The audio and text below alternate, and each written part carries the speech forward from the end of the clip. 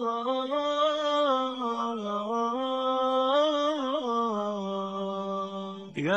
حامل القرآن. Innal hamdalillah nahmaduhu wa nasta'inuhu wa nastaghfiruh wa na'udzu billahi min shururi anfusina wa min sayyiati a'malina may yahdihillahu fala mudilla lahu wa may yudlilhu fala hadiya lahu. Asyhadu an la ilaha illallah wa asyhadu anna Muhammadan abduhu wa rasuluhu la nabiyya wa la rasula ba'dahu amma ba'd. Alhamdulillah di malam hari ini kita bisa kembali untuk melanjutkan pelajaran kita tentang membaca dari kitab Riyadhus Shalihin ya. Kita berharap, kita berdoa kepada Allah Subhanahu wa taala semoga dengan kita membaca dan mempelajari kitab Riyadhus Shalihin ini, tanamnya orang-orang soleh ini, kita bisa menjadi orang-orang yang soleh. Nah, kita berharap pada Allah agar dijadikan orang-orang atau termasuk golongan orang-orang yang soleh ya. Dan pada pertemuan yang lalu kita sudah bahas tentang Masya Allah ya, karya Imam An-Nawawi yang satu ini ya, Riyadhus Shalihin ini, di mana kitab ini diterima ya oleh masyarakat kaum muslimin dimanapun ya, di seluruh dunia ini ya. Bahkan kitab ini penyebarannya merupakan nomor 2 ya, peringkat kedua setelah kitab suci Al-Quran ya. Ini menunjukkan bahwasanya kitab ini sangat-sangat diberkahi oleh Allah Subhanahu wa taala ya. Oleh karena itu sekali lagi kita berharap pada Allah Subhanahu wa taala untuk bisa istiqomah ya. Kita berdoa pada Allah untuk selalu bisa istiqomah dalam mempelajari kitab Riyadhus Shalihin ini ya. Dan inilah yang selalu dianjurkan di dalam agama kita, dianjurkan oleh Rasulullah Shallallahu Alaihi Wasallam untuk selalu berdoa ya, memohon pertolongan kepada Allah dalam ibadah-ibadah kita ya, sebagaimana doa yang sering kita panjatkan ya, Allahumma a'inni ala dzikrika wa syukrika wa husni ibadatik. Ya Allah, bantulah aku, tolonglah aku untuk selalu bisa berzikir, mengingatmu dan bersyukur padamu ya. Jadi tahapannya gitu ya. Kalau kita selalu ingat pada Allah, kita mengingat nikmat-nikmat Allah, maka poin yang kedua kita akan menjadi orang yang bersyukur.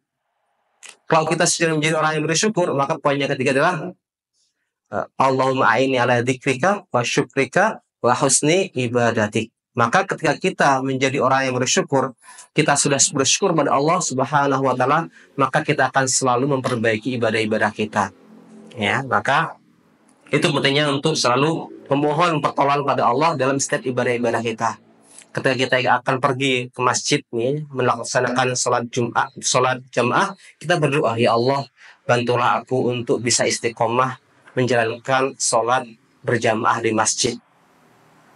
Begitu juga amalan yang agung ini ya, menuntut ilmu. Ya, berdoa pada Allah, ya Allah, bantulah aku untuk bisa istiqomah dalam menuntut ilmu. Kenapa? Karena menuntut ilmu ini adalah amal yang sangat besar, sangat agung pahalanya, sebagaimana sudah kita pelajari di pertemuan yang pertama dulu ya.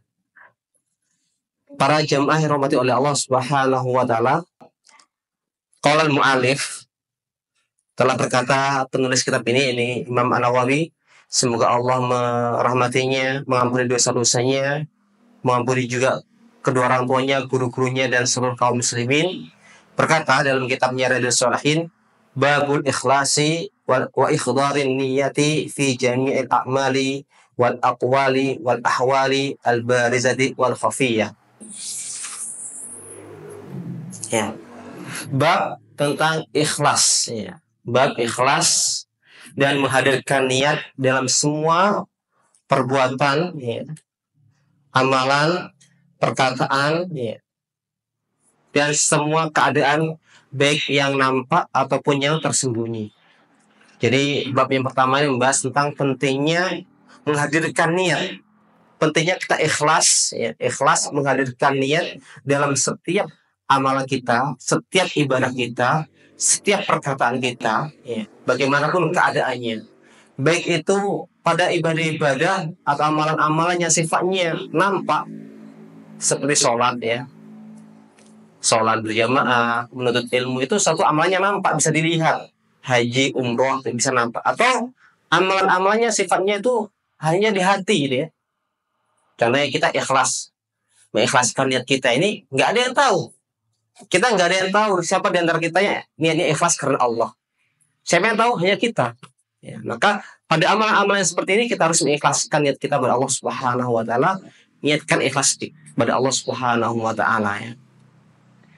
Ya, jadi bab yang pertama ini membahas tentang pentingnya untuk menghadirkan keikhlasan, menghadirkan niat dalam setiap amalan kita, baik amalan-amalan yang zahir atau amalan-amalan yang tersembunyi.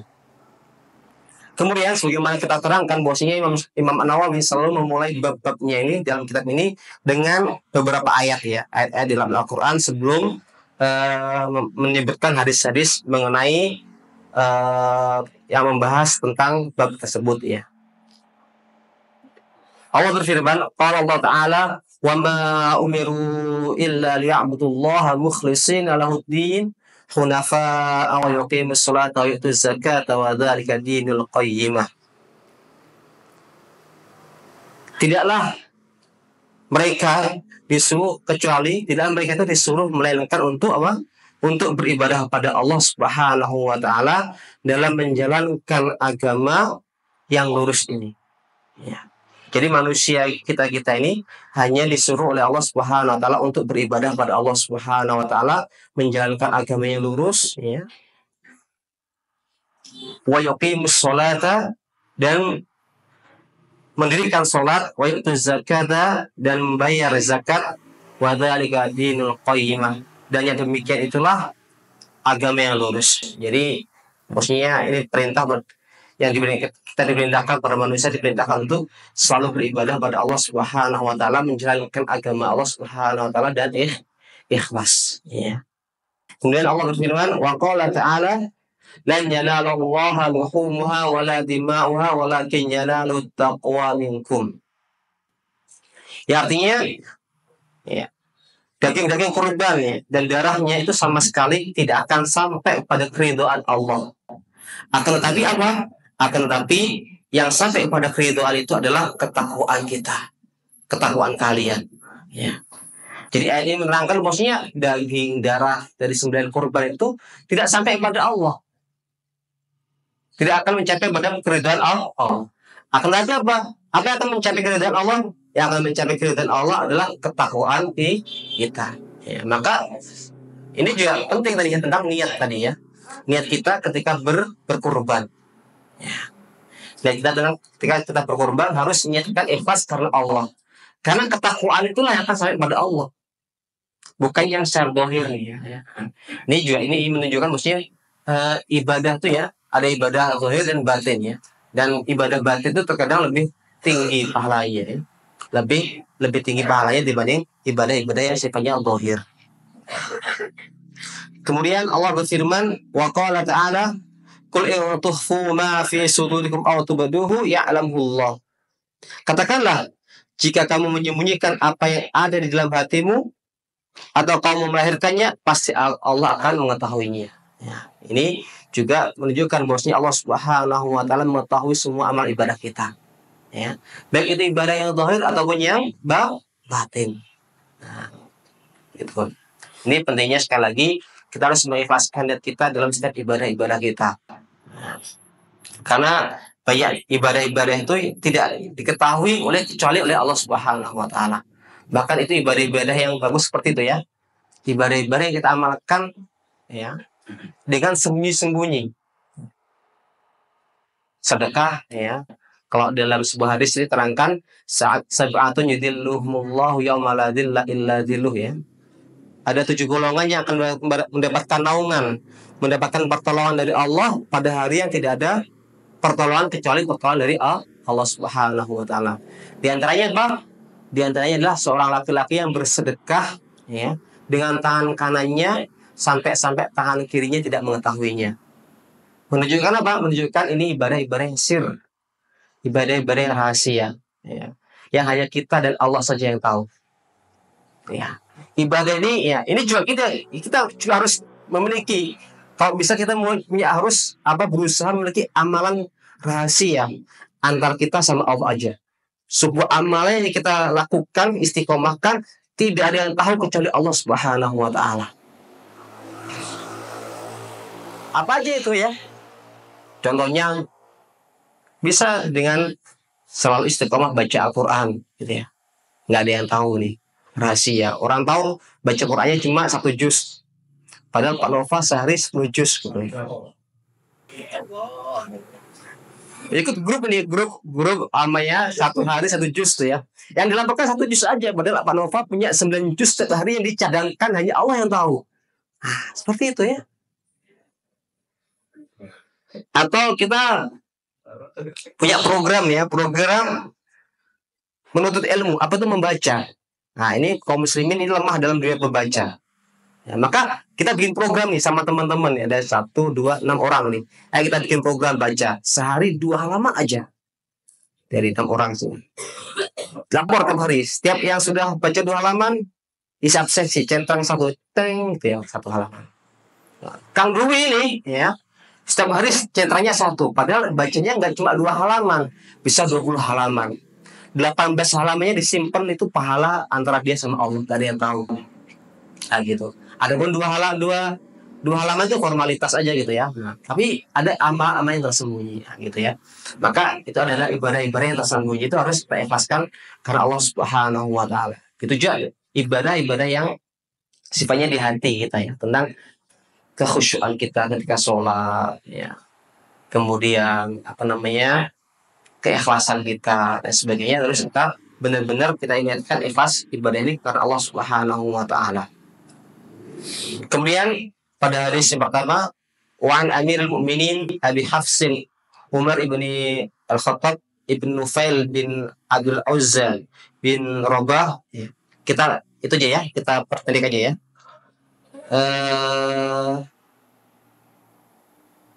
Bahwasanya Rasulullah Shallallahu Alaihi Wasallam, Umar bin Khattab mengatakan, Sami'tu Rasulullah Shallallahu Alaihi Wasallam yaqul, innama a'malu binniyat wa innama likulli imrin ma nawa.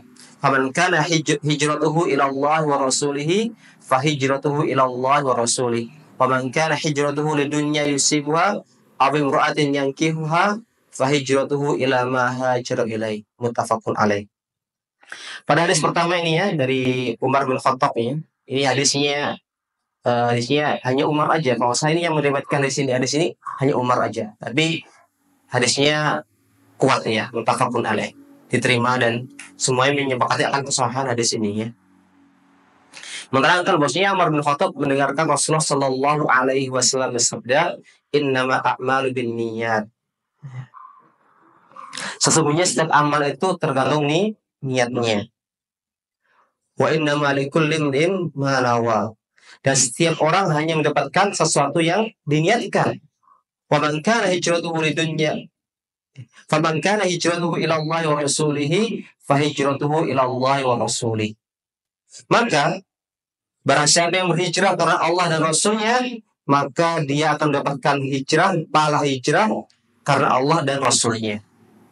Ya, barang siapa yang hijrahnya karena Allah dan Rasulnya, maka dia akan mendapatkan pahala itu. Pokoknya dia ikhlas karena Allah Subhanahu wa Ta'ala. Dia akan mendapatkan pahala hijrah karena Allah Subhanahu wa Ta'ala. Ya. Ini juga begitu, kita bisa ambil ini dalam dunia nyata kita. Contoh kita dalam menuntut ilmu ini ya. Barang siapa yang menuntut ilmu karena Allah dan Rasulnya, maka dia akan mendapatkan pahala menuntut ilmu karena Allah dan Rasulnya. Ya.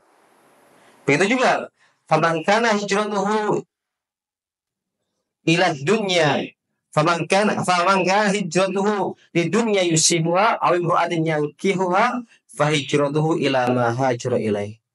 Dan barang siapa yang hijrahnya karena dunia yang akan dia dapatkan ya, atau karena perempuan yang akan dia nikahinya, maka hijrahnya ya pahalanya dia dapat hijrah sesuai dengan apa yang dia niatkan.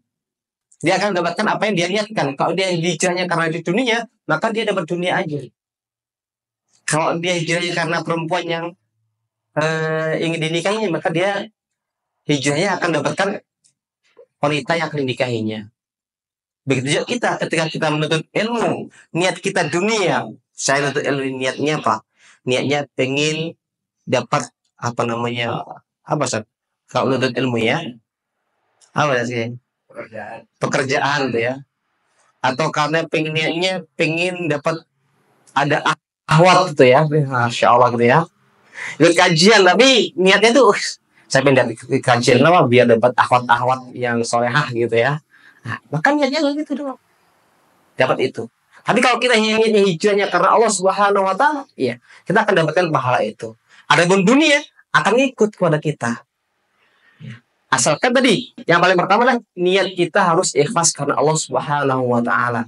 Adapun balasannya Allah berikan pada kita di dunia berupa kebahagiaan, pujian atau apa namanya harta atau wanita yang kita apa namanya soleha, ya, itu bonus dari Allah Subhanahu wa taala.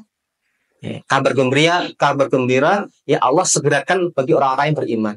Selama apa? Selama niat kita beribadah itu karena Allah. Ya.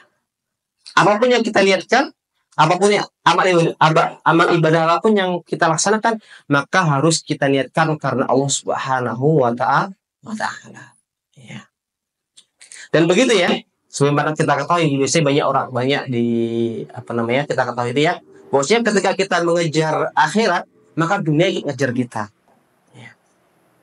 Itu ya. Kebahagiaan itu ya. Orang yang ngejar kita itu mengejar akhirat, maka hidupnya akan bahagia. Walaupun terlihat miskin, walaupun terlihat sepertinya dia itu sengsara hidupnya, tapi dia bahagia di hatinya. Karena bahagia itu di hati. Bahagia itu di hati. Sebagaimana kekayaan. Kekayaan itu di mana? Di mana letak kekayaan itu? Hah? Di mana letak kekayaan? Di mana? Di tangan, bukan. Kekayaan itu letaknya di hati. Ada orang kaya, tapi dia merasa miskin. Makanya masih kurang bersih. Ya enggak? Dia gajinya sudah puluhan juta, ratusan juta mungkin. Tapi dia masih aja kurang bersih. Merasa dia miskin. Kenapa? Karena kekayaan itu di hati. Tapi ada orang yang hidupnya ya biasa atau bisa dibilang miskin lah gitu ya. Para sahabat sebagian banyak di antara para sahabat hidupnya miskin. Walaupun benar ya, ada sahabat yang mulia yang kaya yang dijamin masuk surga ya, kayak Abu Bakar, Utsman, kemudian siapa namanya Abdurrahman bin Auf itu sahabat-sahabat yang kaya, masya Allah deh. Tapi banyak juga sahabat-sahabat yang miskin. Bahkan terkadang ikut perang aja nggak bisa. Kenapa? Karena nggak punya bekal ikut perang. Tapi apakah mereka merasa miskin? Enggak. Apakah mereka merasa sedih? Enggak. Kenapa? Karena kebahagiaan, kekayaan itu harus ada di mana? Di hati. Kalau kemiskinan di mana? Kalau kemiskinan di mana? Di mana letak kemiskinan? Kemiskinan itu letaknya di mata. Ya. Ya, kemiskinan itu letaknya di mata. Semakin kita banyak sering melihat orang lain di mana, itu. Semakin kita merasa miskin tuh ya. Makanya mata kita harus dijaga ya. Ini bahaya, mata kita itu berbahaya ya. Maka harus dijaga. Jangan memandang hal-hal yang apa namanya tidak perlu dipandang. Ya. Karena tadi itu kita akan sedih kalau melihat orang lain lebih kaya, melihat orang lain lebih apa namanya mobilnya lebih mentereng gitu ya. Itu berbahaya. Itu juga itu ya dalam sebuah hadis itu diterangkan begitu. Barang siapa yang sudah tekad bulatnya di pagi hari itu untuk dunia, maka Allah akan jadikan kemiskinan di depan matanya. Kemiskinan di depan mata saat dia miskin. Padahal sudah kaya gitu ya. Maka teman-teman yang dirahmati oleh Allah Subhanahu wa taala, itulah pentingnya kita untuk selalu menjaga niat kita, mengikhlaskan niat kita dalam setiap amal kita karena Allah Subhanahu wa taala. Ya. Bahkan di hadis yang kedua ini, ya nanti kita akan bagi. Di hadis kedua ini menerangkan betapa pentingnya kita untuk niat. Sekedar niat itu penting banget. Niat amal soleh. Dalam hadis kedua, wa an ummil mu'minin Ummi Abdillah Aisyah radhiyallahu anhuma qala Rasulullah sallallahu alaihi wasallam, dari Ummul Mukminin Abdillah Aisyah radhiyallahu anhuma, semoga Allah meridai keduanya, meridai Aisyah dan bapaknya. Qalat, beliau berkata, qala Rasulullah sallallahu alaihi wasallam, telah bersabda Rasulullah Sallallahu Alaihi Wasallam, yaghzu jaisun al-Ka'bata fa idza kanu bayda'a min al-ardi yukhshafu bi awwalihim wa akhirihim. Ini pentingnya niatnya. Bosnya ada sebuah pasukan, di mana pasukan ini mereka sedang berniat apa? Untuk memerangi, menghancurkan Ka'bah. Sampai suatu ketika pasukan itu sampai di lapang, di tanah yang lapang, ya, di tanah yang lapang. Kemudian Allah Subhanahu Wa Taala menenggelamkan pasukan itu dari awal pasukan sampai akhir. Jadi semua pasukan ditenggelamkan oleh Allah Subhanahu Wa Taala. Maka Aisyah berkata, ya Rasulullah, wahai Rasulullah, kaifa yuhsafu bi awwalihim wa akhirihim wa fihim aswabuhum wa man laysa minhum. Wahai Rasulullah, bagaimana mungkin mereka itu semuanya dari awal sampai akhir pasukan itu semuanya ditenggelamkan, padahal di antara mereka itu ada orang-orang pasar, orang para berdagang, dan orang-orang yang tidak niat untuk menghancurkan Ka'bah. Jadi dia ikut pasukan aja, ya mungkin ikut bergabung aja, mungkin biar dapat keamanan atau apalah gitu intinya ya. Jadi dia itu ikut pasukan itu tidak untuk menyerang Ka'bah, tapi ikut aja gitu. Maka Rasulullah Shallallahu Alaihi Wasallam bersabda, yukhsafu bi awwalihim wa akhirihim, thumma yub'atuna ala niyatihim. Ahwat itu ya, masya Allah gitu ya. Ikut kajian tapi niatnya tuh saya pengen ikut kajian apa biar dapat ahwat yang solehah gitu ya. Nah, maka niatnya gitu doang, dapat itu.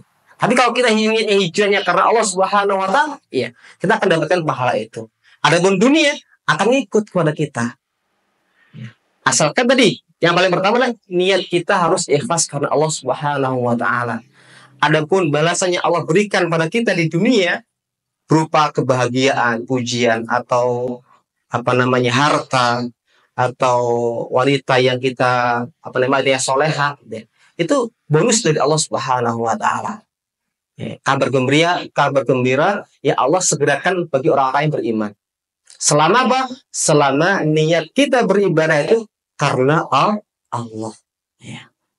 Apapun yang kita niatkan, apapun yang amal ibadah apapun yang kita laksanakan, maka harus kita niatkan karena Allah Subhanahu Wa Taala. Ya. Dan begitu ya. Sebagaimana kita ketahui, biasanya banyak di kita ketahui itu ya. Bosnya ketika kita mengejar akhirat, maka dunia ikut ngejar kita. Ya. Gitu ya. Kebahagiaan itu ya. Orang yang mengejar akhirat, maka hidupnya akan bahagia. Walaupun terlihat miskin, walaupun terlihat sepertinya dia itu sengsara hidupnya, tapi dia bahagia di hatinya. Karena bahagia itu di hati. Ya. Bahagia itu di hati. Sebagaimana kekayaan. Kekayaan itu di mana? Di mana letak kekayaan itu? Hah? Di mana letak kekayaan? Di mana? Di tangan, bukan. Kekayaan itu letaknya di hati. Ada orang kaya, tapi dia merasa miskin. Makanya masih kurang bersih. Ya enggak? Dia gajinya sudah puluhan juta, ratusan juta mungkin. Tapi dia masih aja kurang bersih. Merasa dia miskin. Kenapa? Karena kekayaan itu di hati. Tapi ada orang yang hidupnya ya biasa. Atau bisa dibilang miskin lah gitu ya. Para sahabat sebagian banyak di antara para sahabat hidupnya miskin. Walaupun benar ya, ada sahabat yang mulia, yang kaya-kaya, yang dijamin masuk surga kayak Abu Bakar, Utsman, kemudian Abdurrahman bin Auf, itu sahabat-sahabat yang kaya, masya Allah deh. Tapi banyak juga sahabat-sahabat yang miskin. Bahkan terkadang ikut perang aja nggak bisa. Kenapa? Karena nggak punya bekal ikut perang. Tapi apakah mereka merasa miskin? Enggak. Apakah mereka merasa sedih? Enggak. Kenapa? Karena kebahagiaan, kekayaan itu ada di mana? Di hati. Kalau kemiskinan di mana? Kalau kemiskinan di mana? Di mana letak kemiskinan? Kemiskinan itu letaknya di mata. Ya. Kemiskinan itu letaknya di mata. Semakin kita sering melihat orang lain di mana? Itu. semakin kita merasa miskin tuh ya. Makanya mata kita harus dijaga ya. Ini bahaya, mata kita itu berbahaya ya. Tuh. Maka harus dijaga. Jangan memandang hal-hal yang apa namanya tidak perlu dipandang. Ya. Karena tadi tuh kita akan sedih kalau melihat orang lain lebih kaya, melihat orang lain lebih apa namanya mobilnya lebih mentereng gitu ya. Itu berbahaya. Itu juga itu ya dalam sebuah hadis itu diterangkan begitu. Barang siapa yang sudah tekad bulatnya di pagi hari itu untuk dunia, maka dia akan jadikan Allah akan jadikan kemiskinan di depan matanya. Kemiskinan di depan mata saat dia miskin. Padahal sudah kaya ya. Maka teman-teman yang dirahmati oleh Allah Subhanahu wa taala, itulah pentingnya kita untuk selalu menjaga niat kita, mengikhlaskan niat kita dalam setiap amal kita karena Allah Subhanahu wa taala. Ya.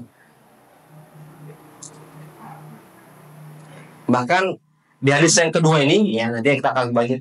Di hadis kedua ini menerangkan betapa pentingnya kita untuk niat. Sekedar niat itu penting banget, niat amal soleh.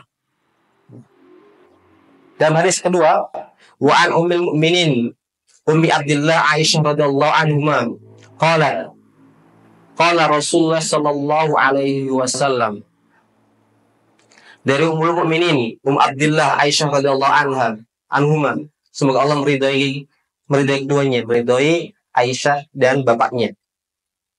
Qalat, beliau berkata, qala Rasulullah sallallahu alaihi wasallam, telah bersabda Rasulullah sallallahu alaihi wasallam, yaghzu jaysun al-Ka'bata fa idza kanu bayda'a min al-ardi yukhshafu bi awwalihim wa akhirihim. Ini pentingnya niatnya ya.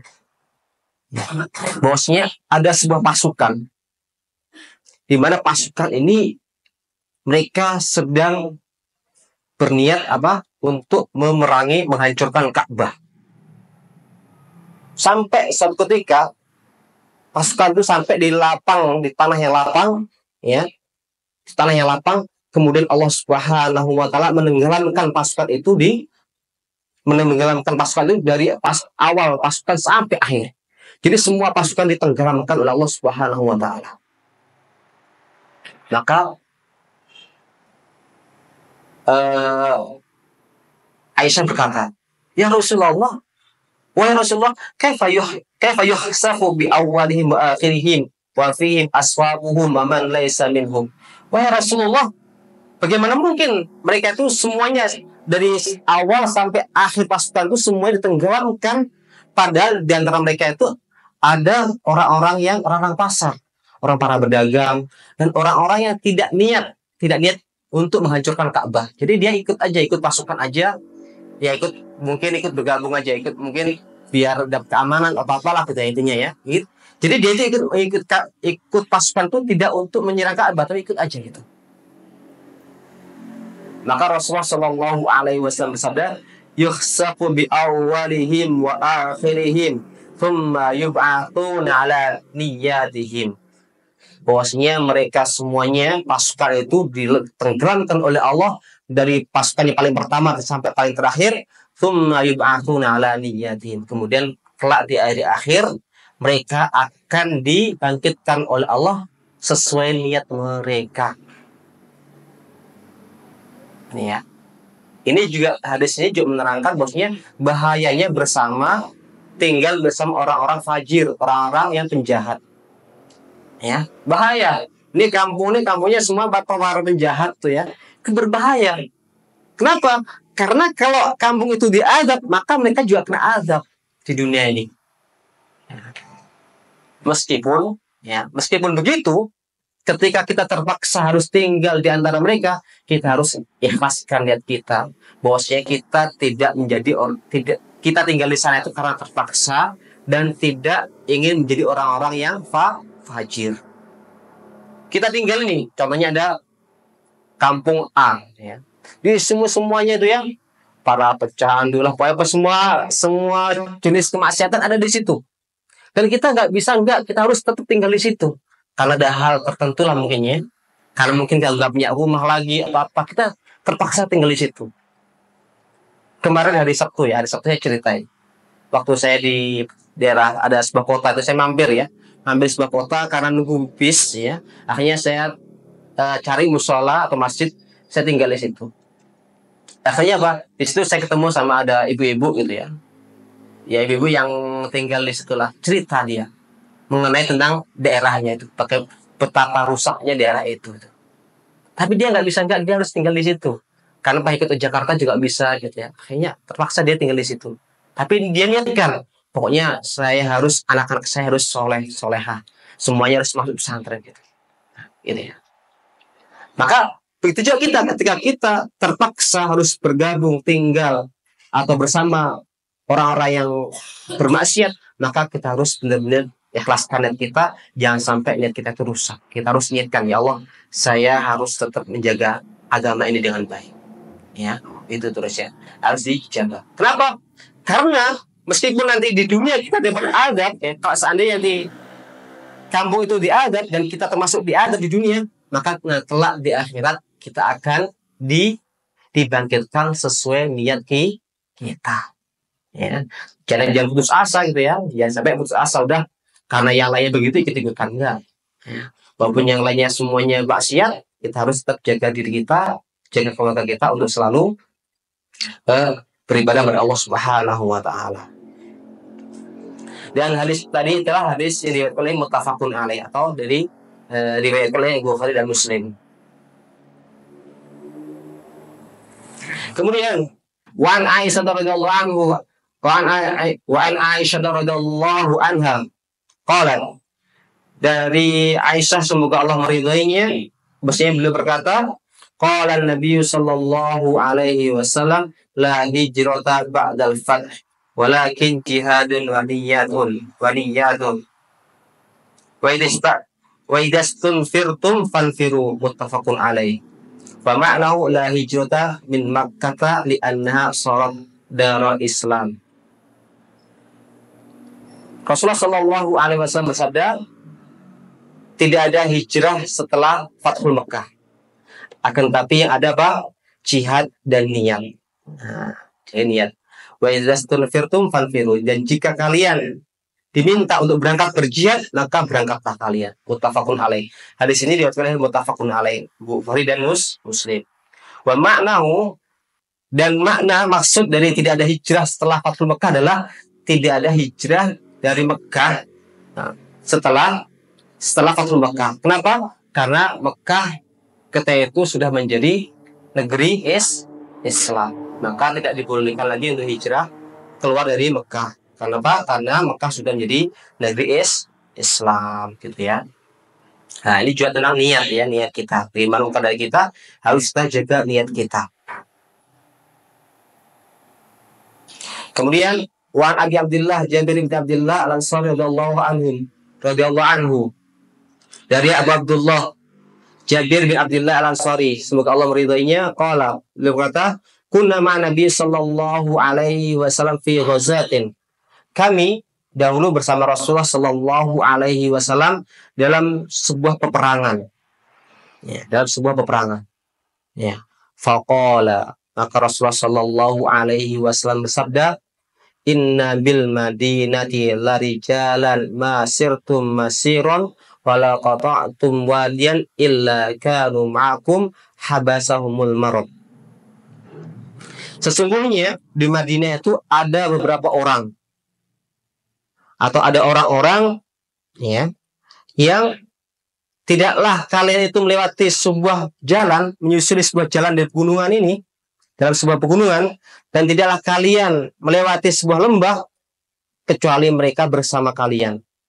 Illa kanu ma'akum, kecuali mereka bersama kalian mendapatkan, kecuali apa? Kecuali mereka mendapatkan pahala seperti kalian mendapatkan pahala. Kenapa? Habasahumul marad, karena mereka itu tidak ikut perang karena disebabkan sakit. Nah, ini juga begitu ya. Kita di sini nih, coba gini, capek-capek menuntut ilmu nih, ngantuk nih, mata melotot gitu ya, udah kayak gini. Kalau dulu pesantren saat kalian ngantuk gitu ya. Nah, udah capek-capek ngantuk, kok ngantuk berdiri gitu ya, capek gitu ya. Tapi ingat, ya, ada orang-orang di luar sana, bisa jadi mereka juga mendapatkan pahala seperti yang kita dapatkan ini. Kenapa? Karena mereka sebenarnya ingin belajar, ingin menuntut ilmu, akan tapi mereka tidak bisa ikut belajar, tidak bisa ikut menuntut ilmu karena mungkin sakit, atau karena mereka nggak punya perbekalan, atau karena halal tersendiri ya. Tapi mereka sudah niat serius, niat karena Allah pengen menuntut ilmu, cuma nggak bisa ini, terpaksa saya nggak bisa ikut menuntut ilmu. Kalau para Al-Madinah ini terpaksa mereka tidak bisa ikut perang. Kenapa? Karena mereka sakit. Tadi apa?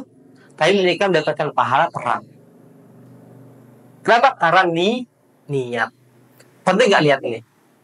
Penting. Makanya kalau kita nih dalam sebuah hadis terangkan juga, barang siapa yang tidur ya, kemudian dia niatkan, saya lihat nanti malam sholat tahajud ya. Kemudian ternyata dia kesiangan bangunnya, maka dia dicatat sudah melakukan sholat tahajud. Maka ini pentingnya niat. Maka kita itu harus selalu menghadirkan niat amal soleh dalam setiap waktu kita. Selalu hadirkan niat kita. Ya Allah, semoga saya bisa sholat tahajud, semoga saya bisa haji, begitu ya, doa. Supaya apa? Supaya kita meskipun kita nggak haji, tapi kita mendapatkan pahala haji.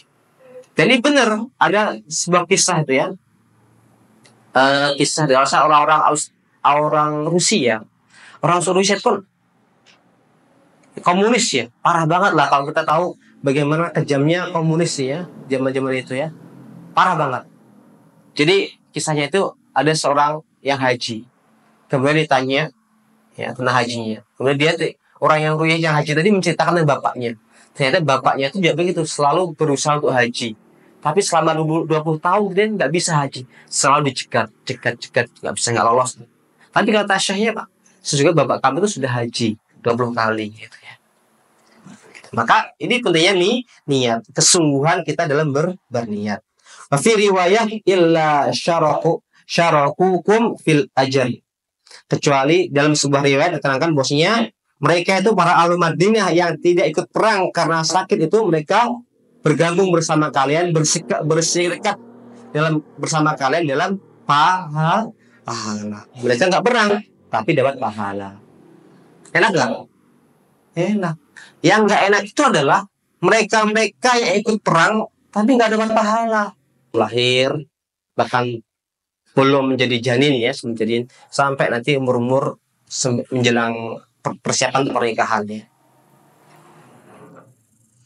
Setelah sang penulis ya Syekh Jamal Abdurrahman, semoga Allah meridhoinya, semoga Allah merahmatinya, memuji Allah Subhanahu wa taala dan berselawat kepada Nabi, beliau berkata, fa inna marhalat at-tufulati min ahsabi wa atwali wa ahami fatratin yumkinu lil murabbi ay yaghrisha fiha minal mabadi'il qawimati wa tawjihati as-salimati fi nufusin wa suluki abna'i.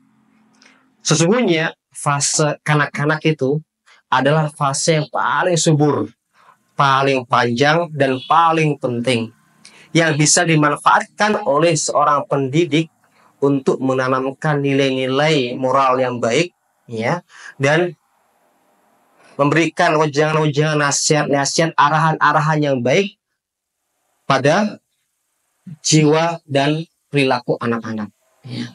Jadi masa kanak-kanak itu masa-masa yang panjang, penting ya, supaya kita Pak memperhatikan ini ya. Kenapa? Karena ketika kita bisa memanfaatkan masa-masa ini ya, itu pendidikan kita selanjutnya itu akan lebih mudah. Maka kita harus perhatikan ya, memperhatikan fase-fase ini ya, masa-masa anak-anaknya. Kalau sudah lahir ya, bagi yang sudah lahir mungkin masih anak-anak habis lahir ya, itu sudah mulai diperhatikan pendidikannya. Sering didengarkan bacaan Al-Quran dari ibunya. Jadi ibunya, bundanya sambil nyusuin, ngasih ASI, juga sambil baca murojaah ya. Masya Allah itu ya. Kenapa? Karena inilah fase-fase yang sangat subur untuk menanamkan keimanan ya. Fase dari 0 sampai 7 tahun itu masa-masa yang paling baik, fase masa-masa emas untuk menanamkan keimanan pada jiwa anak ya. Fal furasu mutah, kesempatan itu terbuka, wal imkaniyatu mutawaffiroh, dan kesempatan itu bisa juga tersedia ada ini ya. Kenapa? Karena fitrat min fitratin salimah, karena anak tuh fitrahnya masih salimah, masih suci, masih bersih, masih sehat. Fitrah itu apa sih? Apa ya? Ada yang tahu fitrah? Makna fitrah itu apa?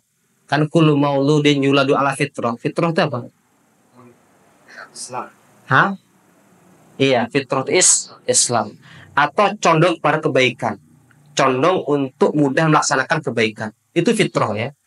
Jadi di dalam konsep pendidikan Islam, bahwasanya anak itu lahir itu sudah membawa titik-titik kebaikan, goresan-goresan keimanan. Kalau buku mungkin ya, kalau kita ibaratkan buku ya, kertas tuh sudah ada goresan tipis. Mungkin kalau sekarang itu kita ada ya, ada Quran tulis ya, ada ya Quran tulis tuh ya. Atau anak-anak ketika masih kecil tuh kalau mau gambar latihannya ada bayan ya tipis tuh ya. Nah itu. Jadi hati itu anak-anak tuh lahir dalam keadaan seperti itu. Ada goresan-goresan kebaikan. Di situ sudah ada fitrahnya. Fitrah itu apa? Fitrah itu Islam. Ya. Fitrah itu Islam atau fitrah itu adalah condong untuk melaksanakan amal soleh. Jadi fitrahnya itu masih saling, masih selamat. Waktu furatu syadijan. Dan dia masa-masa kanak-kanak itu masa-masa yang dia masih polos. Ya. Wabarakatuh Sofia.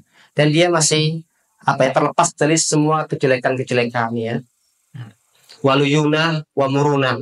Dan juga anak kecil tuh masih dia tuh lain tuh berarti lemas ya, lemas tuh ya. Bisa di kanan, bisa di kiri, terserah gitu ya. Bisa diarahkan kemana pun kita mengarahkannya. Wa muruna, dia juga fleksibel. Ya, anak-anak itu ya itu kita arahkan kemanapun dia ikut kayak gitu. Nah ini penting banget untuk memperhatikan masa-masa ini dan harus sabar ya. Masa-masa ini harus masa-masa sabar ya. Nih sekarang dulu ini ya, anaknya sudah mulai agak gede itu sabar tuh ya. Kemudian waqalbun lam yulawwat, dan hatinya belum terkena polusi, belum ternodai. Wa nafsun lam tudannas, dan hatinya jiwanya itu masih bersih, belum terkotori. Ya, anak kecil begitu ya. Kenapa kata di fitrah? Ya, kullu mauludin yuladu alal fitrah. Maksudnya setiap anak itu dilahirkan dalam keadaan fitrahnya. Dalam keadaan dia Islam. Makanya kalau orang itu Islam sejak lahir, ketika gede dia nggak harus bersyahadat lagi. Pak Nova kapan baca syahadat? Itu kan syahadat buat sholat, bukan syahadat masuk Islam. Kapan syahadat masuk Islam? Ada yang pernah baca syahadat itu masuk Islam? Nggak pernah. Kenapa? Karena kita sejak lahir sudah dalam keadaan Islam. Kecuali kalau ada orang yang murtad ya, kemudian masuk Islam, maka dia harus syahadat ulang. Anak-anak kecil itu mesti seperti itu ya. Jadi dia masih Islamnya masih bagus gitu ya. Faidah tamatul istifadatul hasanatu min tilkal fitrah. Jika seandainya kita bisa memanfaatkan ya, dengan sempurna di fase-fase ini, karena raja'u fi ma ba'da aqrab, maka harapan kita setelahnya itu lebih mudah, lebih dekat ya, lebih mudah kita capai, lebih dekat dengan Allah Subhanahu wa taala. Wa ala hadza kama qala ulama, sebagaimana dikatakan oleh para ulama, fas-sabiyu amanatun inda walidayhi, bahwasanya anak itu adalah amanah bagi kedua orang tuanya. Wa qalbuhu tahir jauharatun syadajah, dan hatinya yang bersih itu seperti batu permata yang masih polos. Batu permata yang masih polos, khaliyatun min kullin naqshin wa suratin, di mana batu yang polos tadi, di permata yang masih polos tadi itu tidak ada coretannya, tidak ada pahatannya, tidak ada gambarnya, masih polos. Batu permata yang mahal yang masih polos, belum ada goresan-goresannya. Wa huwa qabilun li kulli naqshin, dan batu ini dia bisa menerima apa? Menerima setiap pahatan. Apapun yang dipahat di situ, maka dia akan nampak di situ ya. Gitu. Begitu hati anak begitu ya. Hati anak-anak kita itu seperti tadi ya, seperti batu permata yang masih polos, belum ada ukirannya, belum ada apa. Tapi apa? Tapi permata itu siap untuk menerima setiap pahatan yang dipahatkan padanya. Oleh karena itu, kita harus hati-hati dalam memahatnya. Wal ma'ilun ila kulli ma yumalu bihi ilai. Dan hati anak-anak itu akan condong kepada apa dia dicondongkan. Ya. Kalau dia dicondongkan pada kebaikan, dia akan baik. Begitu juga sebaliknya. Fa in 'udal khaira wa 'allimahu nasya'alaihi. Maka sungguh jika dia anak-anak tadi dibiasakan dengan kebaikan dan diajarkan, difahamkan akan kebaikan ya. Anak-anak itu dibiasakan melaksanakan kebaikan dan apa? Difahamkan untuk melaksanakan kebaikan apa? Nasya'alaihi, maka dia akan tumbuh di atas kebaikan itu. Ya. Akan tumbuh di atas kebaikan itu. Maka hasilnya apa? Hasilnya adalah wasa'ida fid dunya wal akhirati abawahu wa kullu muallimin lahu wa mu'addibin. Maka hasilnya adalah semua orang bosnya bapaknya, kedua orang tuanya dan semua gurunya dan semua pembimbingnya akan bahagia di dunia dan di akhirat. Ya. Maka kalau kita pengen bahagia melihat anak-anak kita harus perhatikan pendidikannya. Supaya apa? Supaya kita bahagia di dunia dan di akhirat. Anak-anak kita mulai kecil dibiasakan kebaikan-kebaikan. Dan kemudian nanti semakin ketika sudah mulai tumbuh akalnya, kita fahamkan kenapa kita begini. Kita paham. Itu betul penyadaran. Supaya apa? Supaya anak itu sadar kita itu penting untuk melakukan amal soleh. Ya. Terutama di awal-awal nih ya, 7 tahun 0 sampai umur 7 tahun itu masa-masa untuk penanaman iman. Ya. Maka kita harus sangat berhati-hati. Begitu ya sebaliknya, fa'il wa in uida syar'u umila ihmal al-bahaim syaqiyah wa halaka wa kana al-mislu fi raqabati al-qayyim alaihi wal wali lahu. Begitu ketika anak itu dibiasakan dengan keburukan dan dia diterlantarkan seperti hewan diterlantarkan, tidak dibina, tidak dibimbing, maka dia akan sengsara hidupnya dan akan hancur. Wa kanal izrufi, kemudian dosanya akan ditanggung oleh penanggung jawabnya dan kedua orang tuanya nih. Dan maksudnya pendidikan atau pembinaan anak-anak itu ya bukanlah sesuatu yang sifatnya sekunder atau sebagai penyempurna, enggak. Ya. Jadi mungkin banyak di antara kita memandang bahwasanya pendidikan anak itu ya ini kebutuhan sekunder lah, bukan asasi, bukan apa primer gitu. Enggak.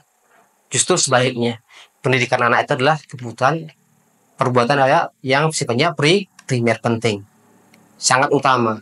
Wa inna ma hiya min asasiyat wal wajibat al muttahimat alal abawaini khasatan wal murabbina amatan. Sesungguhnya pendidikan anak itu adalah kewajiban. Ya. Kewajiban bagi kedua orang tuanya secara khusus dan kewajiban bagi setiap pendidiknya secara umum. Allah Subhanahu wa taala berfirman, ya ayyuhalladzina amanu qu anfusakum ahlikum nara wa quduhan nas wa hijarah. Wahai orang yang beriman, jagalah diri kalian dan keluarga kalian dari api neraka yang waquduhan nas wa hijarah, di mana api neraka itu bahan bakarnya manusia dan batu-batuan. Jadi siapa yang jadi penanggung jawab pendidikan anak-anak kita? Orang tuanya. Ya, kita sebagai orang tua yang akan ditanya oleh Allah Subhanahu wa taala. Adapun sekolah, pesantren, ustaz, guru, nah itu cuma bantu. Ya, bantu.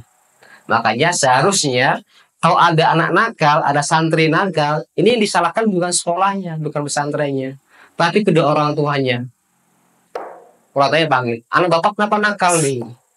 Bukan seperti sekarang ya. Sekarang kalau ada anak nakal, anak yang nggak sukses tuh ya, itu orang tua marah-marah pada sekolah, pada gurunya. Salah tuh. Ini anak bapak itu. Bapak yang berwajiban untuk mendidiknya. Kita hanya membantu. Itu harus dipahamkan kepada kedua orang tua. Maksudnya kita itu sebagai lembaga pendidikan sebagai cuma pembantu. Walaupun kewajiban utama adalah pendidikan itu adalah ditanggung oleh orang tuanya. Tetap penting bagi orang tua untuk belajar bagaimana cara mendidik anak. Ya. Sahabat Ali radhiyallahu anhu ya menafsirkan ayat ini. Jadi sahabat Ali radhiyallahu anhu menafsirkan ayat ini dengan perkataan beliau, ya, adibuhum wa'allimuhum. Ini ada beberapa riwayat ya. Tapi di sini sang penulis Syekh Jabal Abdurrahman mengambil riwayat ini. Yaitu maksudnya Ali berkata adibuhum wa'allimuhum. Bimbinglah adabnya dan ajarkanlah ilmu. Jadi maksudnya menjaga diri dan keluarga kita dari api neraka. Itu apa maksudnya? Maksudnya adalah kita bimbing adabnya, kita ajarkan mereka akhlak yang baik, adab yang baik, dan juga kita ajarkan ilmu. Jadi dari sini juga ada kaidah dalam dunia pendidikan Islam bahwasanya al adab qabla ilmi. Belajar adab itu sebelum belajar ilmu. Maka pentingnya kita untuk selalu mempelajari adab itu ya. Jadi buat anak-anak kita ketika kita sudah sebagai anak, maka kita harus mengajarkan mereka adab-adabnya, baik adab pada Allah, adab pada orang tua, adab kepada guru, dan adab-adab yang lainnya, ya. Kemudian baru mengajarkan ilmu yang lebih dalam lagi. Ya. Mungkin itu yang dapat kita sampaikan di pertemuan hari ini. Semoga apa yang kita pelajari ini bisa kita amalkan dan menjadikan kita orang-orang yang lebih soleh lagi, dan kita berharap agar Allah Subhanahu wa Ta'ala menerima setiap amal soleh kita dan setiap niat-niat kebaikan kita. Kita tutup dengan doa kafaratul majlis. Subhanakallahumma bihamdika asyhadu an la ilaha illa anta astaghfiruka wa atubu ilaik. Assalamualaikum warahmatullahi wabarakatuh.